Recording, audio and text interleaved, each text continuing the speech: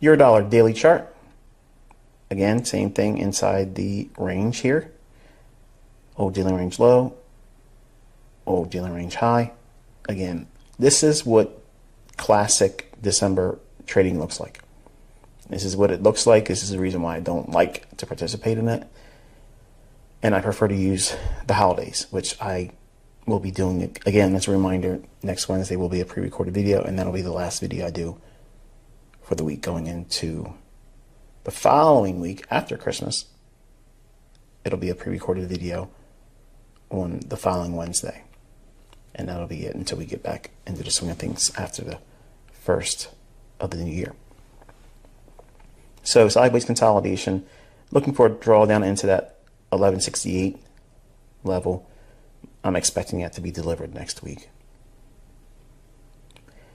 All right, so I gave you a video yesterday, and it was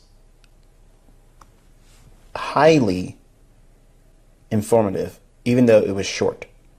Okay, so when you hear me talk on social media, you hear me talk in my Twitter when I had it, you hear me talk on my YouTube channel in my videos, and you hear me talking in here. And you've heard me talk about things like this in interviews where people like podcast operators and such that would interview me over the past few years. And I tell them that, I can call daily highs and lows, weekly highs and lows, and forecast them also. And yesterday I gave you an example of looking at how if you go into a trade, even though it may be a bread and butter trade, and I'm looking at 113.60 as a potential upside draw as a first target, and I mentioned how if you don't want to take that partial, how do you know when the trade's going to turn around against you? And I taught you how to do that yesterday. That is typically the way I see trades fail. Okay, so there isn't a whole lot of variations to that. So in your journal, that's the thing you're looking for. So 3 drives on the third pass through, that needs to see like strong momentum in your favor. If it starts to wane, then you're probably getting caught up in a 3 drives pattern or 3 Indians pattern. And after those 2 stages of external range liquidity are taken and purged, you're probably going to see a deep retracement and or reversal. I talked you through the idea that yesterday was Thursday in the recording when price was ticking and marking the market. And you probably are asking yourself, how did I know 113.60 was a significant price level? I want to take you back to the daily chart real quick.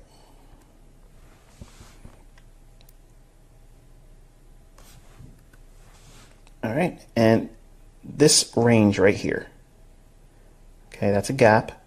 So from the close to the high, you put your Fibonacci on that and you get your 50 level. Okay, it gives you consequent encroachment. Extend that out in time. There it is right there. Okay, that is this level here. Now for this chart, before I took a screenshot, I have my cursor for my mouse laying directly on this candle, the highest candle here. So that way when you see the price right here, it's showing the price of that candle. Don't take my word for it. Go into your hourly chart for Eurodollar for Forex.com's price feed. The high will show 113.60 and 5 pipettes. That is exactly what the mid level is, or consequent encroachment, on that wick on the daily chart. It's also above this high here.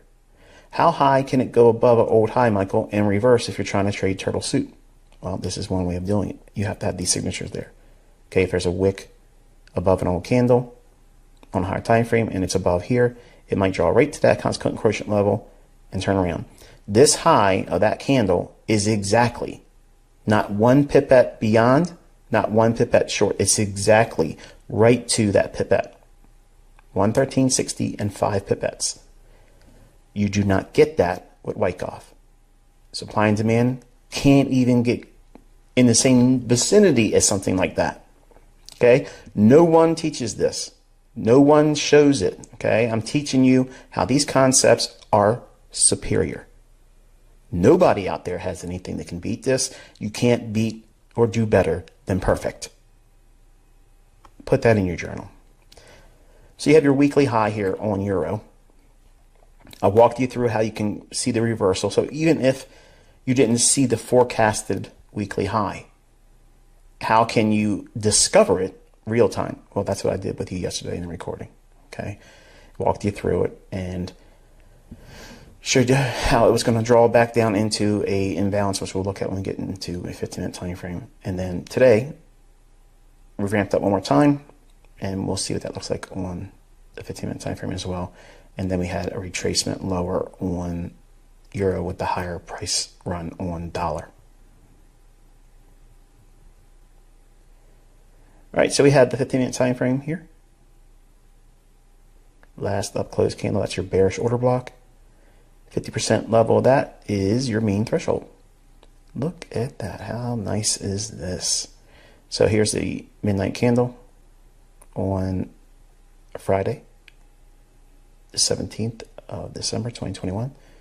It rallies up, hits mean threshold. High of the week formed. Okay, so Thursday, high of the week formed. It's trading up in here. So TGIF scenario, what TGIF is, you can search the forum, and I taught that in commentary. So there really isn't a specific lesson or lessons in like a core content month. It's inside the commentaries. Okay, so that's kind of like what you're going to be doing going forward as charter members. You know, if you want to be looking for the higher order lessons that are outside core content or outside of the price action models.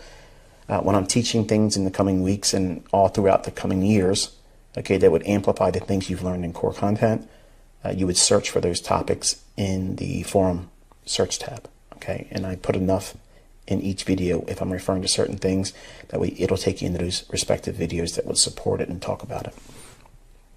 Anyway, Judas swing here, creates the high of the day, rallies back up into a retracement, sells off one more time in here, sells off bearish order block there.